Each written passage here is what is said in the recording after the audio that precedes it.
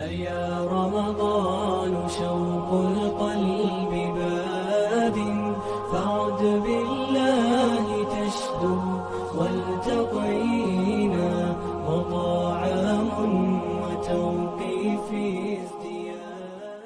پھر اللہ نے ایک اور فضیلت رکھی رمضان کی، جو رمضان میں مرتا ہے اس کا حساب کوئی نہیں، اس کا حساب چل بھائی چھٹی کر۔ ایک آدمی کہنے لگا تو کیا رمضان کے بعد پھر شروع ہوتا ہے؟ میں نے کہا اللہ جیسا کریم شہنشاہ وہ ایسا نہیں ہے کہ ایک دفعہ معاف کر کے آکے چل ہوں دوبارہ آ جائے۔ جب وہ ایک دفعہ اس نے چھوڑ دیا اب دوبارہ وہ اس کا کھاتا نہیں کھولے گا کہ چل آ بھائی ہوں رمضان گزر گیا چل کان نہ پلے۔ وہ جس کو رمضان میں موت دے رہا ہے وہ کوئی اس کی نیکی اس نے پسند کی ہے۔ اور نور جہاں مرحوم جب 27 رمضان کو اس کی موت آئی، میرا رب کہتا ہے میں شرک معاف نہیں کروں گا، باقی جسے چاہوں معاف کروں۔ میں اس کی صفائی نہیں پیش کرتا ہوں کہ وہ اس نے اچھی زندگی اچھی زندگی نہیں گزاری، لیکن میں اللہ کی رحمت کو بیان کرتا ہوں کہ جو ہم اپنے آپ کو صرف جنتی سمجھتے ہیں، باقی سارے جہنم میں صرف میں ہی جنت جامنا اور کیا نہیں جامنا۔ لوگ کہنے لو جی وہ نور جہاں رمضان میں مر گئی، 27 رمضان کو مر گئی، میں کہوں اللہ تے مقدمہ کر دے بھئی یہ تو کی تھی۔ ارے بے وقوفو، میرا اللہ کہہ رہا ہے میں شرک معاف نہیں کروں گا، باقی جسے چاہوں معاف کروں۔ شہنشاہ ہے اللہ کی قسم، اس کا معاف کرنا بھی حق ہے، اس کا پکڑنا بھی حق ہے، اس کا دینا بھی حق ہے، اس کا لینا بھی حق ہے، اس کا مارنا بھی حق ہے، اس کا جلانا بھی حق ہے، اس کا اٹھانا بھی حق ہے، اس کا گرانا بھی حق ہے، اس کی عزت دینا بھی حق ہے، ذلیل کرنا بھی حق ہے، بیمار کرنا بھی حق ہے، صحت دینا بھی حق ہے، فتح دینا بھی حق ہے، شکست دینا بھی حق ہے، بلند کرنا بھی حق ہے اور پست کرنا بھی حق ہے۔ اس کا نام بھی حق ہے، اس کی شریعت حق ہے، اس کی جنت حق ہے، اس کی وحی حق ہے، اس کا محبوب حق ہے، اس کے سوا حق ہے کہاں؟ جس کو جائے معاف۔ نور جہاں کا جرم تو تھوڑا تھا، گاتی رہی، وہ جو 100 آدمیوں کو قتل کرنے والوں کو اللہ نے کہا جا میں نے معاف کیا۔ بخاری شریف کی روایت، 100 آدمیوں کا قاتل کر جاؤ معاف کیا۔ تو ایک رمضان کی اللہ نے دولت یہ رکھی ہے کہ اس میں مرنے والے کی اللہ تعالیٰ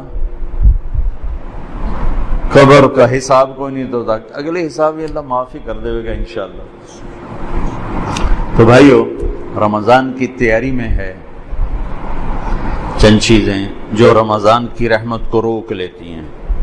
ایک شراب کی عادت رمضان کی رحمتوں کو روک دے گی، ایک ماں باپ کی نافرمانی رمضان کی رحمتوں کو روک دے گی، ایک رشتہ داروں سے لڑائی جھگڑے یہ رمضان کی رحمتوں کو روک دے گی، ایک دل میں نفرت پالنا کسی کی یہ رمضان کی رحمت کو روک دے گی۔ اتنا روکے گی کہ لیلۃ القدر میں ساری دنیا کے مسلمانوں کی اللہ بخشش فرماتے ہیں، لیکن اعلان کرتے ہیں شراب پینے والا معاف نہیں ہوگا جب تک توبہ نہ کرے، ماں باپ کا نافرمان معاف نہیں ہوگا جب تک توبہ نہ کرے، رشتہ داروں سے لڑنے والا معاف نہیں ہوگا جب تک ان سے صلح نہ کرے، دل میں نفرت رکھنے والا معاف نہیں ہوگا جب تک وہ اپنی نفرت کو صاف کرے، دل کو صاف نہ کرے۔ یہ رمضان کی تیاری کے لیے میں بہت تھکا ہوا تھا، لیکن شاید آج تراویح ہو یا کل ہو تو ضروری سمجھ کے بھائیو آپ سے بات کر رہا ہوں۔ اللہ مجھے بھی ہوش و سلامتی دے، میں بھی ان چیزوں میں ہمیشہ اپنے آپ کو شامل کر کے آپ سے بات کیا کرتا ہوں۔ تو جیسے حج پہ لوگ جاتے ہیں تو معافیاں مانگتے ہیں، بھائی معاف کری میں حج تے جا رہے ہیں، اس سے زیادہ ضروری ہے رمضان۔ جتنے فضائل رمضان کے ہیں اتنے حج کے نہیں ہیں، جتنے فضائل رمضان کے ہیں اتنے حج کے نہیں ہیں۔ لوگ حج پہ جانے سے پہلے معافی مانگتے ہیں، ارے میرے بھائیو رمضان آنے سے پہلے اگر میں اور آپ کسی سے لڑے ہوئے ہیں اللہ کے واسطے صلح کر لیں، خاص طور پر قریبی رشتہ ہے صلح کر لیں، خاص طور پہ والدین بیوی ہے بہن بھائی ہیں رشتہ دار ہیں صلح کر لیں۔ میرے رب کی بارگاہ میں رشتہ داروں سے حسن سلوک یہ اتنا بڑا عمل ہے کہ ایک حدیث سے یاد آ گئی کہ میں تمہیں نفل نماز، روزہ، حج سے بڑا عمل بتاؤں؟ نفلی نماز، نفلی روزہ، نفلی صدقہ، نفلی حج. الا انبئکم بافضل من الصلاة والصیام والحج. میں تمہیں نفلی روزے، نفلی نماز، نفلی حج سے بڑا عمل بتاؤں؟ کہا جی بتائیے یا رسول اللہ.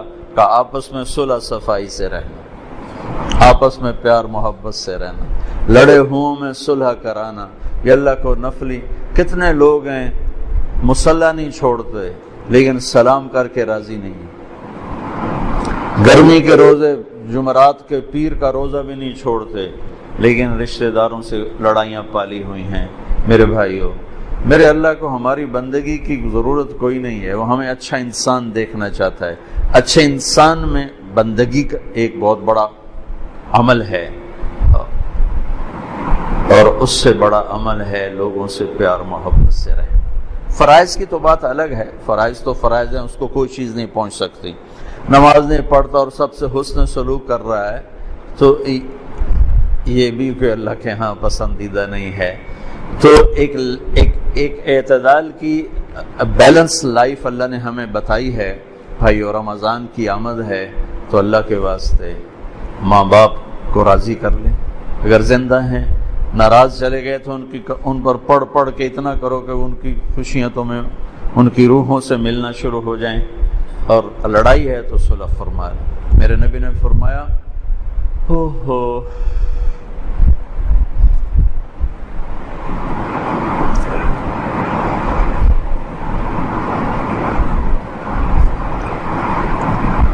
میری ماں ہوتی، میں عشاء کی نماز کے مصلی پہ سورۃ فاتحہ پڑھ رہا ہوتا اور میرے گھر سے آواز آتی محمد، تو میں نماز توڑ دیتا.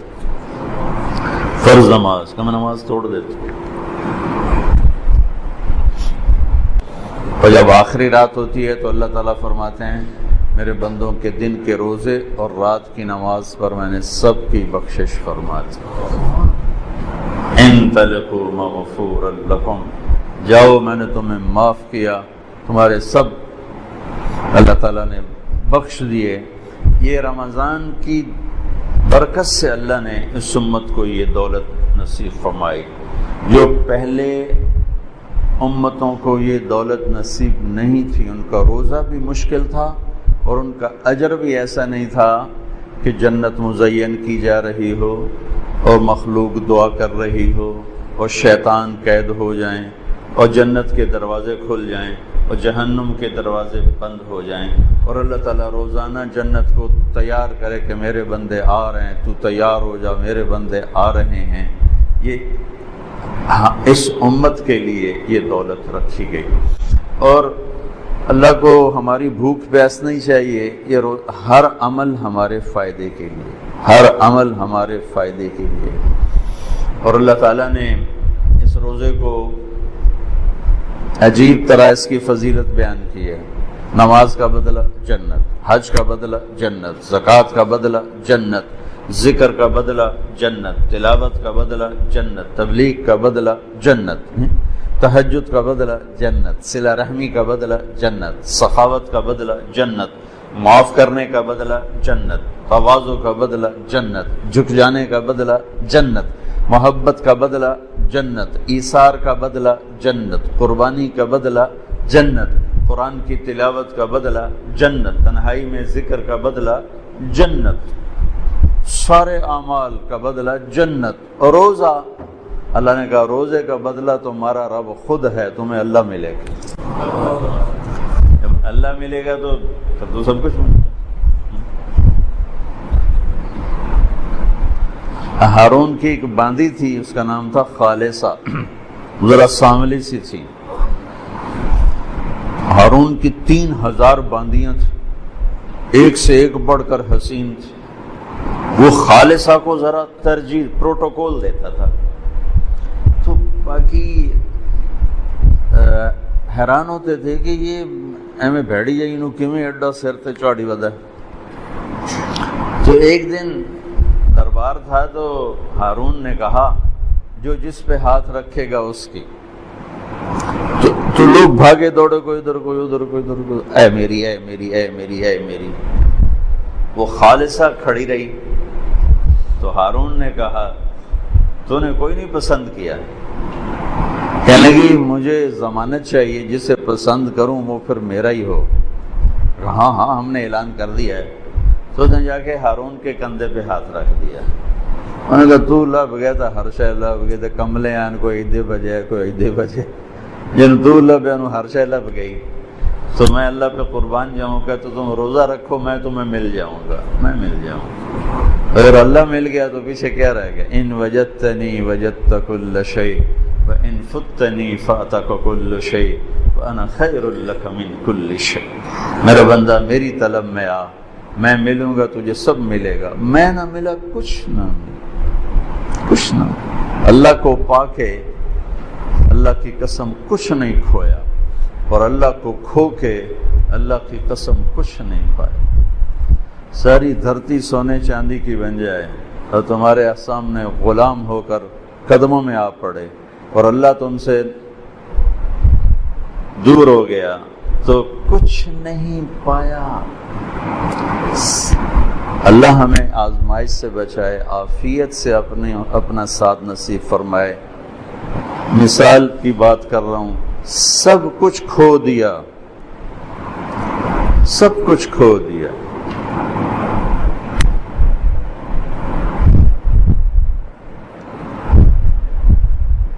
اور اللہ کو پا لیا تو اللہ کی قسم کوئی گھاٹے کا سودا.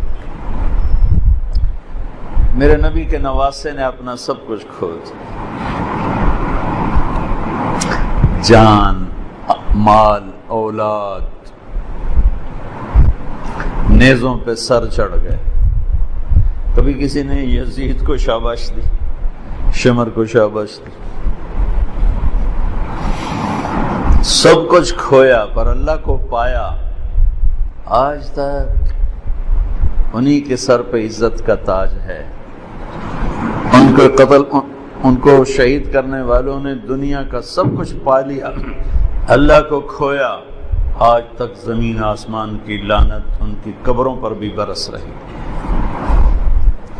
روزے کا بدلہ اللہ خود ہے.